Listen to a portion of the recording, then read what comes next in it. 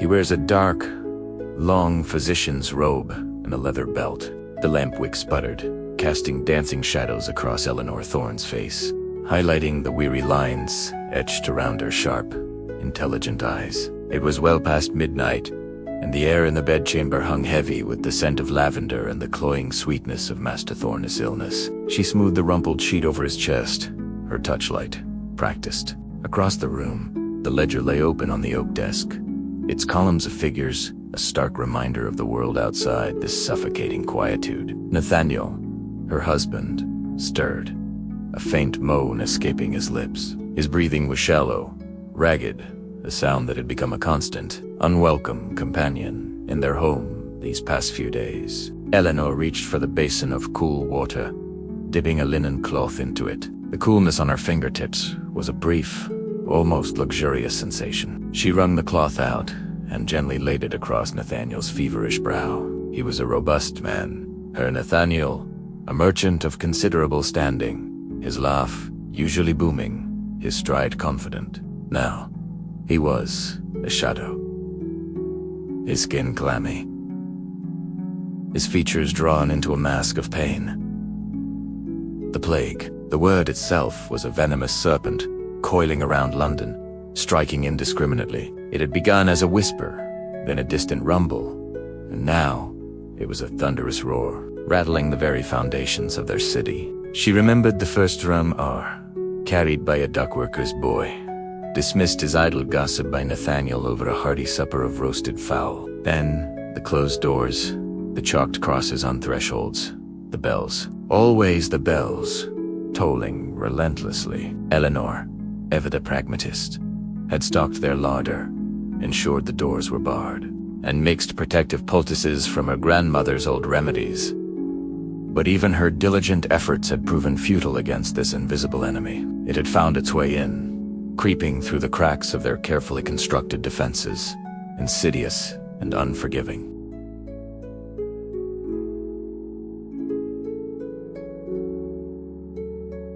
He wears a dark, long physician's robe and a leather belt. A cough racked Nathaniel's frame, a deep, rattling sound that tore at her heart. His eyes fluttered open, glassy with fever. "Eleanor," he whispered, his voice hoarse, barely audible. "The ledger, the shipment to Bristol, hush." "Nathaniel," she murmured, her voice soft but firm. "Do not trouble yourself with such things. Rest. That is all that matters now." He tried to smile. A weak, fleeting gesture, always practical, my Eleanor. A pang of fear, cold and sharp, pierced her. Practicality felt like a thin shield against this encroaching darkness. She had sent their young maid, Bess, to the apothecary an hour ago, with strict instructions to find Master Allen. The physician, despite the astronomical fees and the grim reports of his dwindling availability, he was reputed to be a man of science, not superstition, a rare commodity in these desperate times. The wait was an agony. Each tick of the grandfather clock in the hall seemed to stretch into an eternity, mocking her dwindling hope. She busied herself, adjusting Nathaniel's pillows, ensuring the windows were tightly shut against the putrid air, though she knew the sickness was already within these walls. Her own body ached with exhaustion, her dark woolen gown feeling heavy and restrictive. Her braided hair, usually neat beneath her wimple, had begun to escape its confines, wisps straggling around her temples. A sudden, sharp rap on the outer door startled her. "Bess," she thought, with a surge of relief. She hurried down the winding staircase, her apron rustling softly. Through the peephole, she saw not Bess, but a tall, gaunt figure cloaked in dark wool, his face obscured by the brim of a wide-brimmed hat. He carried a leather satchel. This must be him. Eleanor unbolted the door, her hands trembling slightly. "Master Alwyn?" she asked, her voice a little breathy. The man stepped into the dimly lit hallway, bringing with him the faint, acrid scent of antiseptic and something else, something indefinable. The smell of illness, of death, perhaps. Master Thomas Alwyn. He was exactly as described, tall, with a grave, intelligent face. His deep-set eyes, though weary, held a startling intensity, observing her with a quiet scrutiny that made her feel, for a moment, utterly transparent. A neat gray beard framed his mouth. He carried no instruments in his hands, only the satchel slung over his shoulder. But his presence was authoritative, a quiet competence emanating from him despite the visible strain. "Mistress Storney," he acknowledged, his voice deep, a calm counterpoint to the city's hysteria. "My apologies for the delay. The plague spares no household, and the calls are many." He glanced around the elegant hallway, his gaze lingering on a framed painting, then back to her. "Where is the patient?" "Upstairs, Master Alwyn." "This way." Eleanor led him up the stairs, her heart thudding against her ribs. She was accustomed to command and order in her household, but in this situation, she felt helpless, deferring to his professional judgment. As they entered the bedchamber, Master Alwyn paused at the threshold, his eyes sweeping over the room, taking in the small details, the lingering miasma of sickness that even her diligent cleaning could not entirely dispel. He approached the bed, setting his satchel on the floor beside it. He did not immediately touch Nathaniel, but observed him from a respectful distance, his brow furrowed in concentration. "How long has he been thus?" Master Alwyn asked, his voice low. 3 days, Master Alwyn." The fever began subtly, then worsened rapidly. "He complains of a terrible headache in his throat." Eleanor's voice caught. She swallowed hard. "He has been lucid only intermittently this past day." The physician nodded slowly. He finally reached out, taking Nathaniel's wrist in his long, slender fingers, feeling for a pulse. His touch was gentle, professional. His face remained impassive, but Eleanor, watching him intently, thought she detected a flicker of something in his deep-set eyes, a familiar weariness, a profound sorrow that mirrored her own. He examined Nathaniel's neck, then carefully lifted the edge of the sheet to inspect his armpit. Eleanor already knew what he would find. Bubos. Swollen, livid lumps, the undeniable mark of the pestilence. He straightened up, his movements "The signs are clear, Mistress Thorne," he said, his voice quiet. "This is the plague, without doubt."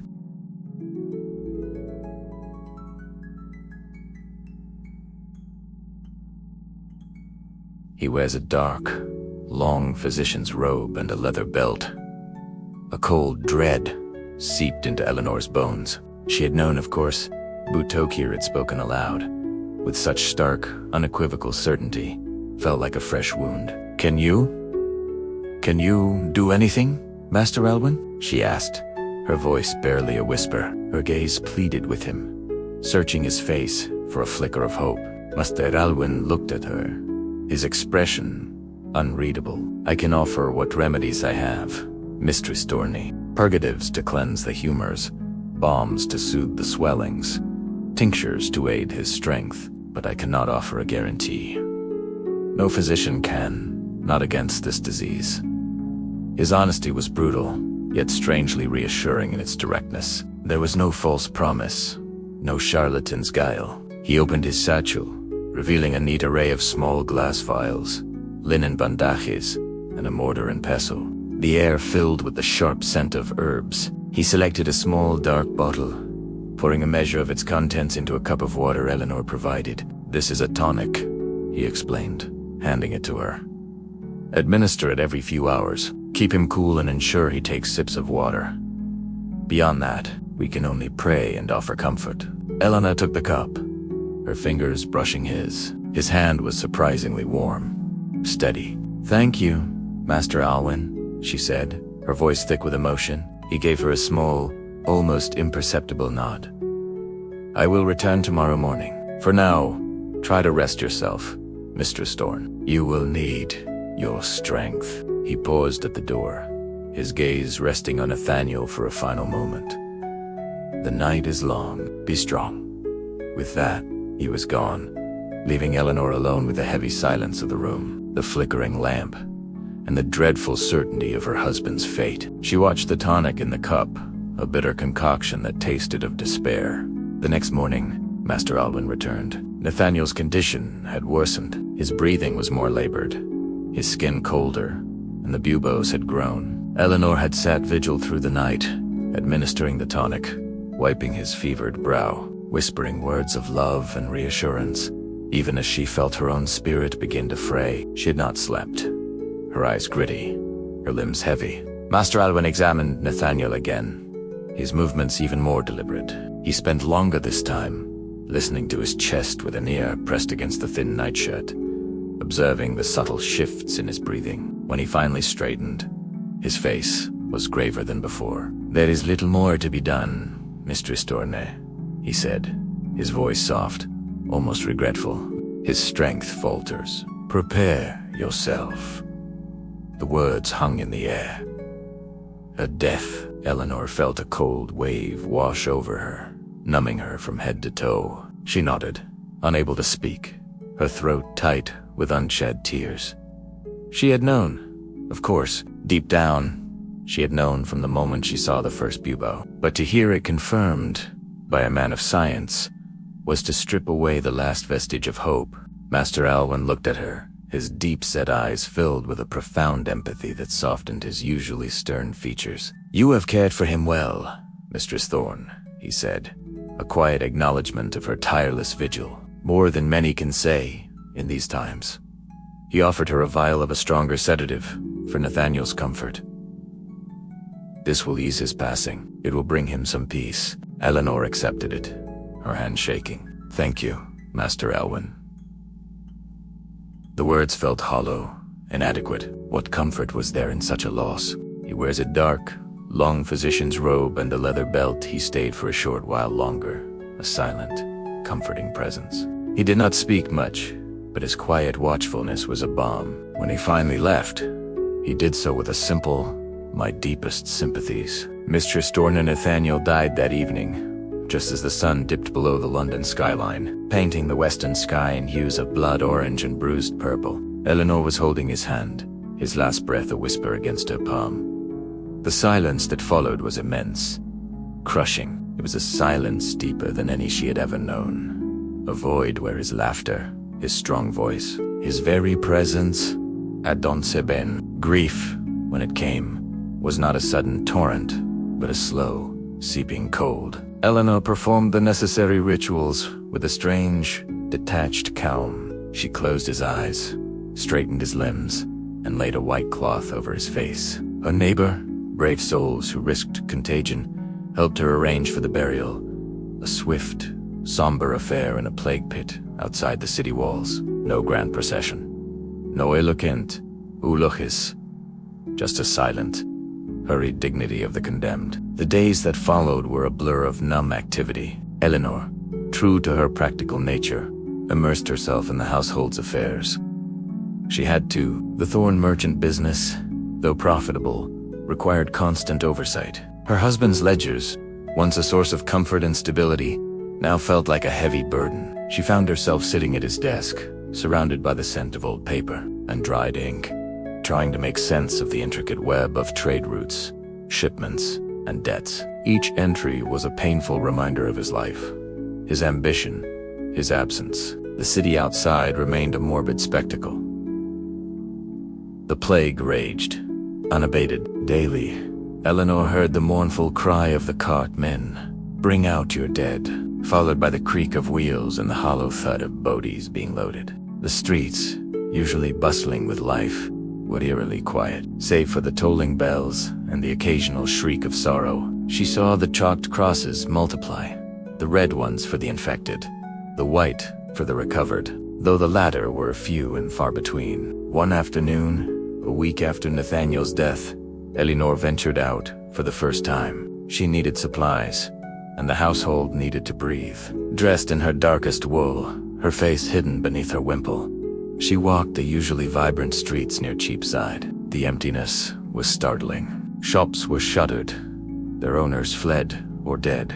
The few people she saw moved with a furtive haste, their faces masked, their eyes wide with fear. The air itself seemed heavy, tainted, carrying the faint, sweet-sick smell of decay that she now recognized with a visceral dread.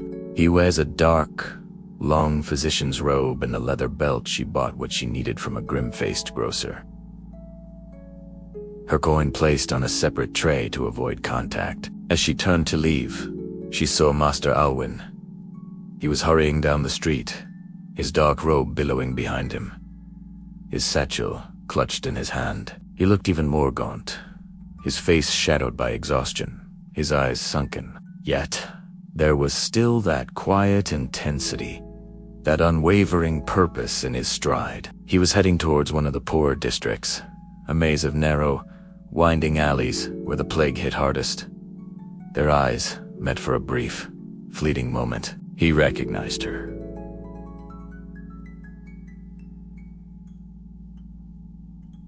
A flicker of something sympathy, recognition of shared grief in his deep-set eyes. He offered a small, curt nod, then continued on his urgent path, a solitary figure against the backdrop of a dying city. Eleanor watched him go, a strange mix of emotions stirring within her. She had felt a surge of resentment towards him after Nathaniel's death, a desperate need to blame someone, anyone, for her loss. But seeing him now, a lone sentinel battling an invisible enemy, that resentment dissolved, replaced by a reluctant admiration. He was not a savior, but he was there, offering what he could, day after day. The silence of her own home pressed in on her after her brief foray. The ledgers offered no solace, only an endless stream of figures that felt meaningless now. Her practical nature, usually a source of strength, now felt like a curse, forcing her to focus on mundane tasks when her heart ached for something more, something profound. She missed Nathaniel's voice, the comforting weight of his hand, the shared rhythm of their lives. One evening, as she sat by the dying embers of the hearth, a thought, bold and unsettling, began to take root in her mind. She had spent her life tending to the sick, though never with formal training. Her mother, and then Nathaniel, had fallen ill many times, and it was always Eleanor who nursed them, her hands deft, her spirit unwavering. She had a knack for it, a quiet competence. And now, seeing Master Alwyn, seeing the overwhelming need, the idea was audacious, perhaps foolish. A merchant's wife, tending to the plague-stricken. It was unheard of. It was dangerous. But the thought persisted, a persistent whisper against the roar of her grief. What purpose did her life hold now? Cloistered in this silent house, her wealth, her practicality, her resilience, what good were they if not used for something meaningful? She began, small. A neighbor, old Mistress Albright, was found shivering and feverish. Eleanor, armed with her grandmother's remedies and a new resolve, risked contagion. She tended to the old woman, bringing her hot broths, changing her linens, whispering words of encouragement. Mistress Albright survived. Her recovery was slow, but it was a recovery, the small victory. The first breath of clean air after so much suffocating grief ignited a spark within Eleanor. Her acts of kindness did not go unnoticed. Word spread, quietly, among the terrified populace of their small district. Mistress Dorna, the merchant's widow, she has a way with the sick. Soon, Hesina Knox came to her door, a child with a raging fever. A young mother, weak and terrified.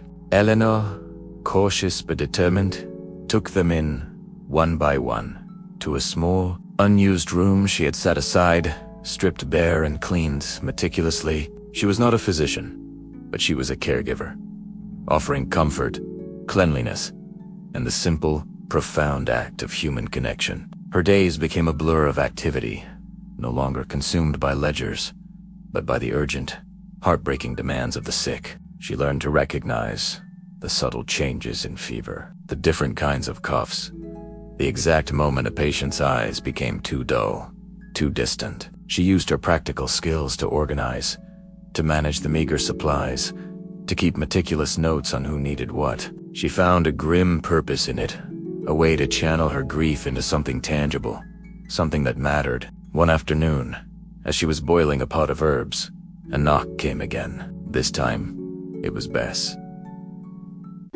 her maid. her face pale with fright. "Mistress, it's Master Elwyn. He's here, asking for you."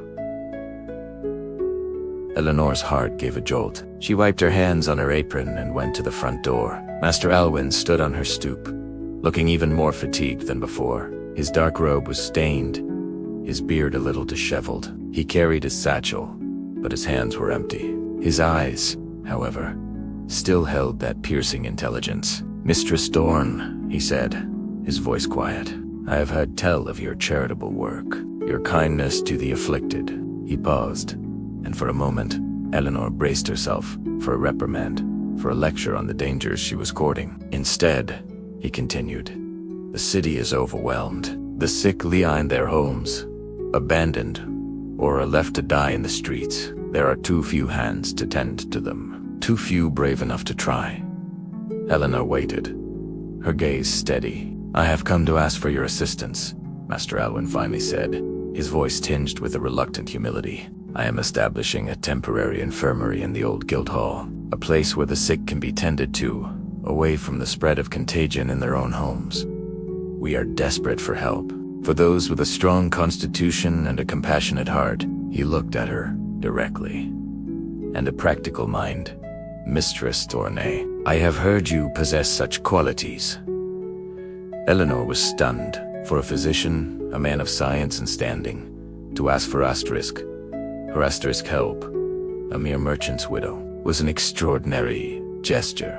It was an acknowledgement, not just of her acts of charity, but of her capabilities. The thought of joining him, of stepping into the heart of the pestilence, was daunting. But the alternative, returning to the empty silence of her home, to the meaningless ledger, felt worse. "I will help, Master Alwyn," she said, her voice firm, resolute. "Tell me what is required."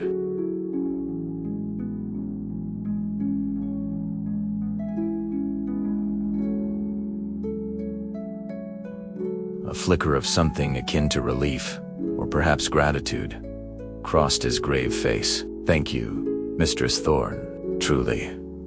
The Guildhall is a shambles, but we are making what preparations we can. We will need beds, clean linens, provisions, and most importantly, organization. I tend to the physician's duties, but the running of such a place, that requires a different kind of skill." He paused. "And courage." Eleanor felt a quiet determination solidify within her. Courage she had in abundance, born of grief and necessity. "I will come tomorrow morning, Master Alwyn." "What time?" "At dawn," he replied. "There is no time to waste."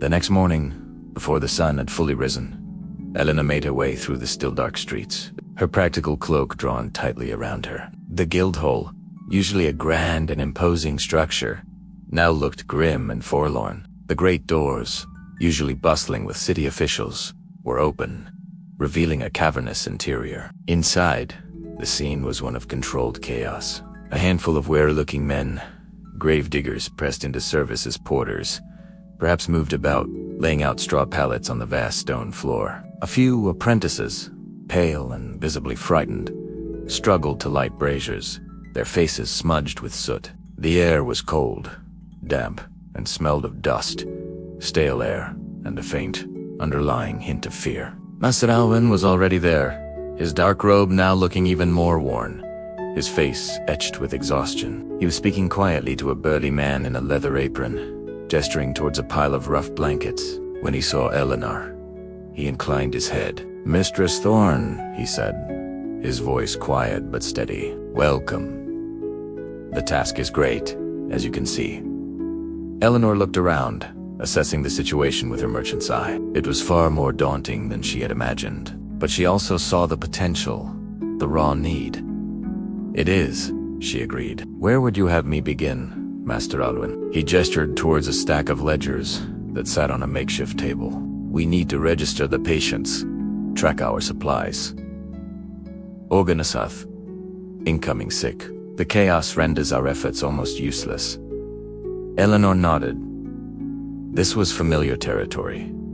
"Very well. I will set up a system, but we also need warmth, light, and more clean water. And perhaps some partitions, however rudimentary, to give the sick a measure of privacy. Her mind was already racing, categorizing, planning. Master Alwyn looked at her, a hint of surprise in his weary eyes. "Indeed, your suggestions are most welcome, Mistress Dorney. We had not yet thought so far ahead." He gestured to the makeshift table. "This is your domain for now. I will see to the more urgent medical matters." And so, Eleanor began. She took command of the administrative chaos. Her sharp features set in a mask of determined concentration. She organized the incoming patients, writing down their names, their reported symptoms, their families if any remained. She oversaw the distribution of blankets and meager rations of broth. She directed the few available hands, her voice clear and authoritative, yet compassionate. She learned quickly that the most critical needs were not always medical.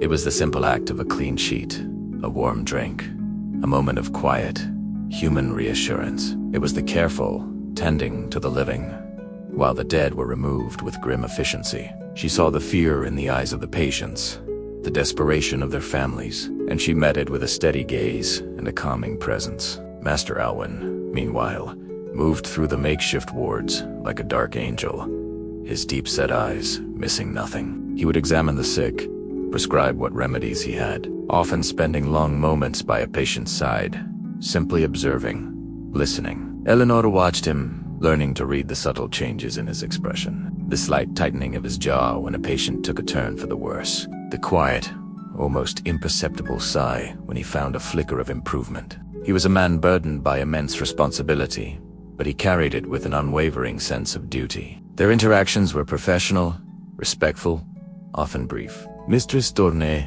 we have run short of the fever-few tincture.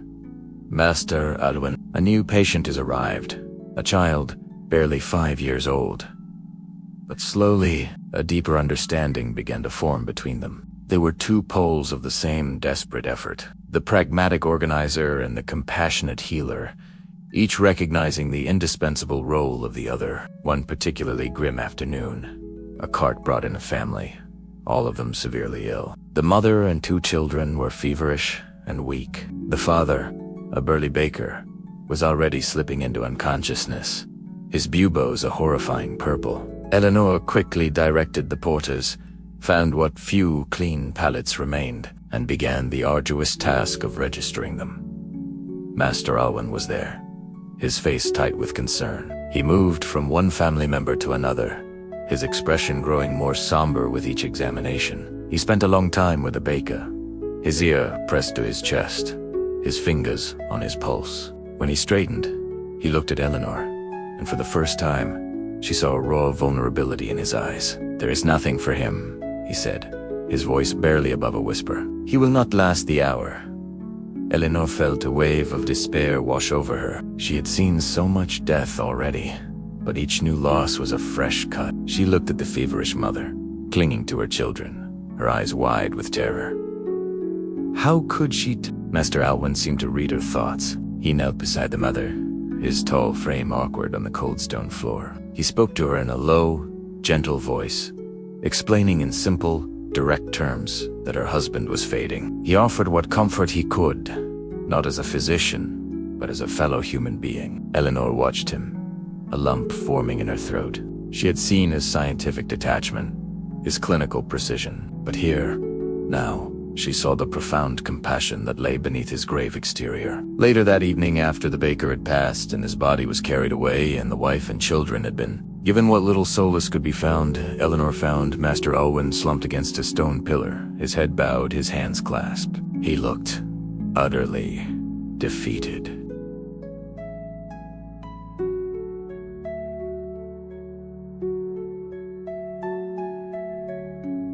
She approached him slowly, cautiously.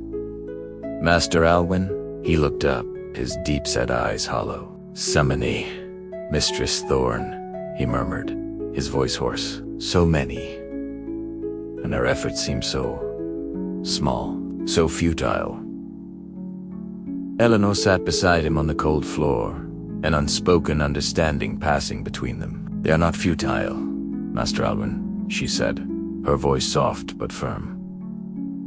"For the baker, perhaps, yes, but for his wife, for his children, knowing that someone cared, that someone tried, that is not futile. For the child who took a sip of water from your hand, for the old woman who felt the warmth of a blanket. These things matter. They are not a cure, but they are a balm against utter despair." He looked at her, truly looked at her, and for the first time, Eleanor felt a connection that transcended their professional roles. "You are right, Mistress Thorne," he said, a weary sigh escaping him. "You are right. It is easy to forget, in the face of such overwhelming darkness, the flicker of light we can offer." He straightened, the familiar resolve returning to his eyes, though the weariness remained. "Thank you for reminding me."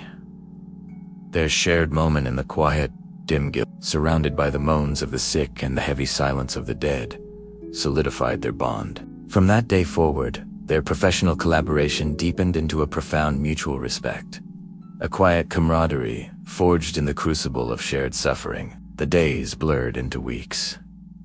The Guildhall, once a makeshift infirmary, had grown into a surprisingly organized operation, thanks in no small part to Eleanor's tireless efforts. She had established a rota for the few volunteers they had managed to gather, mostly women who had lost their own families, and found a similar solace in tending to others. She sourced supplies, negotiated with reluctant merchants for food and firewood, and kept meticulous records, her ledgers no longer merely tracking profits but lives. Master Alwyn, for his part, had found a new partner in Eleanor. He relied on her practical insights, her ability to see the bigger picture of the infirmary's needs beyond the individual patient. He often consulted her on matters of logistics, even listening to her observations about patients. Her sharp eyes often noticed subtle changes that his own, dulled by exhaustion, might have missed. "The boy in the west corner, Master Alwyn," she might say. "He has not touched his broth this morning, and his breath seems shallower." And he would go, re-examine, and often find her observations accurate. The plague continued its relentless march, but in the Guildhall, a small bastion of hope had been established. Not all survived. Far from it. The carts still came, daily, to take away the dead. But more and more, patients were also leaving the Guildhall, weak but alive, their bodies bearing the scars of the disease, but their spirits, buoyed by the care they had received. Eleanor herself had changed. The sharp grief for Nathaniel had not vanished, but it had mellowed, transformed into a quiet strength. Her weariness was constant, but her resilience was unbreakable. Her practical dark woolen gowns were often stained, her wimple askew, but her eyes, though still weary, held a new depth, a fierce determination. She rarely thought of her former life, of the ledgers and shipments, except as a distant memory. This was her new reality, her purpose. One evening, as the last of the daily patient records were filed, Master Alwyn found Eleanor tending to a particularly fractious brazier, trying to coax more heat from the damp wood. The infirmary was quieter than usual, a testament to a slight dip in new cases, or perhaps just the sheer exhaustion of the remaining sick. "Mistress Thorne," Hesed, his voice soft, looked up her face, smudged with soot, a wisp of hair escaping her wimple. "Master Alwyn, the heat is poor tonight. I fear the night will be cold for our patients." He knelt beside her, picking up a piece of kindling. "You work too hard, Mistress Thorne. You are tireless." He paused, then continued, his voice lower. "You remind me of my own wife. She had that same quiet strength, that unwavering spirit." Eleanor met his gaze. It was the first time he had spoken of his personal life, a rare glimpse behind the physician Isigrave Fakadi. "You were married, Master Alwyn?" she asked, gently. He nodded, his eyes distant.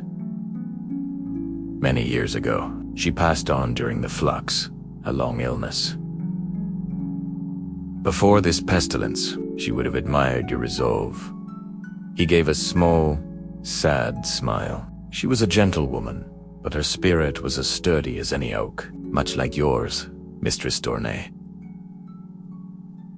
A quiet warmth spread through Eleanor's chest. It was a compliment, deep and personal, from a man she had come to respect immensely. "I am sorry for your loss, Master Alwyn," she said, genuinely. She understood the weight of that quiet sorrow, the enduring ache of a loved one's absence. He nodded, then turned his attention back to the brazier, his long fingers surprisingly deft with the kindling. "We all carry our burdens, do we not, Mistress Thorne? It is how we choose to bear them that defines us."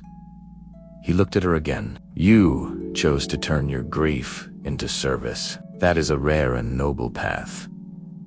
Eleanor felt a blush creep up her neck. She had never considered her actions. Noble, necessary, yes, purposeful, certainly, but noble. It felt too grand a word for the simple act of trying to alleviate suffering. "I simply could not sit idly by, Master Elwyn," she explained, her voice soft. "To do nothing, that felt like a greater burden." They sat in comfortable silence for a few moments, the crackle of the fire slowly growing stronger, the soft moans of the sick, a distant, familiar hum. It was a shared intimacy born of shared experience, a quiet understanding that bypassed the need for many words. The plague, after months of devastating London, began its slow retreat. The number of new cases dwindled. The death carts became less frequent, their mournful cry a fading echo. The city, though scarred and mournful, began to stir back to life, cautiously, hesitantly.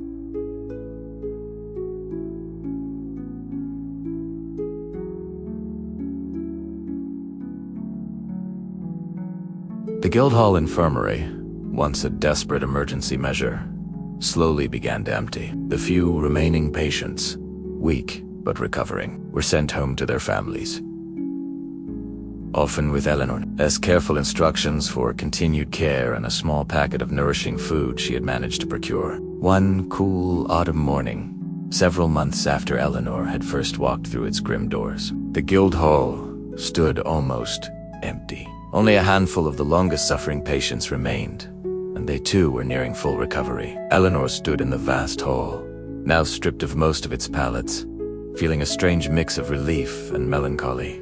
The purpose that had consumed her, defined her, was coming to an end. What would she do now? Return to a silent house, to the ledgers? The thought filled her with a profound emptiness. Master Elwyn found her there, his hands clasped behind his back, his dark robe catching the faint sunlight streaming through the high windows. He looked less gaunt now, the deep lines around his eyes softened by a modicum of rest. "It is almost over, Mistress Thorne," he said, his voice quiet. "The worst is past. London breathes again." Eleanor nodded, a sigh escaping her lips. "Indeed, I confess, Master Alwyn, I feel adrift. This has been my life for so long." He turned to her, his gaze steady. "That is a natural feeling, given the profound nature of your work here. But your work is not truly over, Mistress Dorney. It has simply changed its form." She looked at him, puzzled. "How so?" "The city will need rebuilding, not just its structures, but its people," he explained. "Many have been orphaned, left destitute. Many still bear the lingering ill effects of the plague. The health of London remains fragile. We have learned much, you and I, about the management of illness, the importance of hygiene, the need for communal care."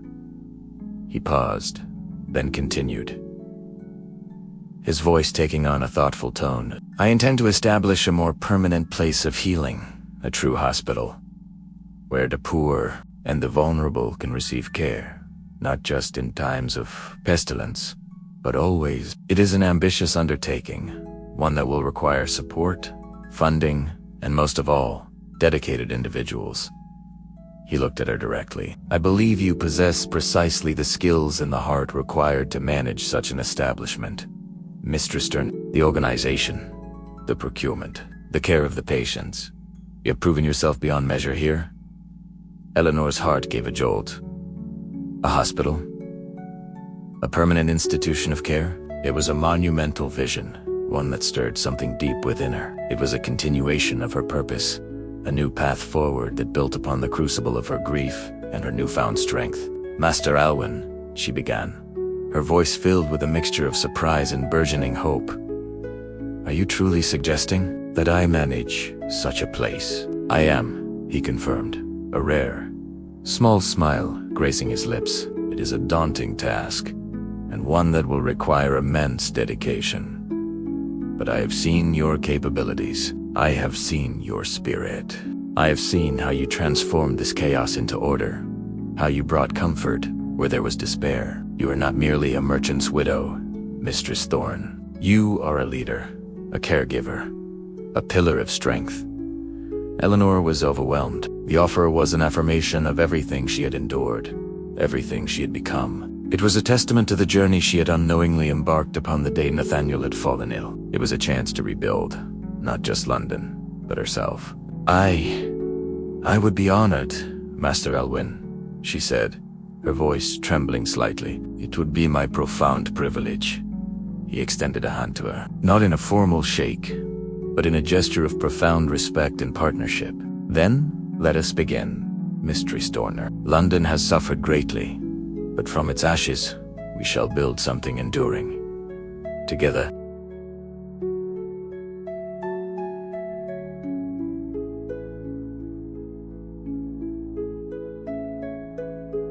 And so, as the city slowly healed, Eleanor Thorne found her new purpose. She did not return to the ledgers of her husband's business, though she ensured they were settled and transferred responsibly. Instead, she immersed herself in the daunting, yet profoundly rewarding, task of establishing London's first true public hospital alongside Master Thomas Alwyn. Her practical mind, her organizational prowess, and her compassionate heart, honed by the fires of grief and pestilence, became the very foundation upon which a new era of care was built. She moved through the bustling construction sites, then later through the quiet, clean wards of the nascent hospital, her dark woolen gown and wimple a familiar sight. Her eyes, though still weary, held a steadfast light, a quiet strength that inspired all who worked alongside her. She and Master Alwyn became an inseparable, formidable parasilent force for good in a city scarred but not broken. Their partnership was not one of romance, but of something deeper, more profunda shared understanding of suffering,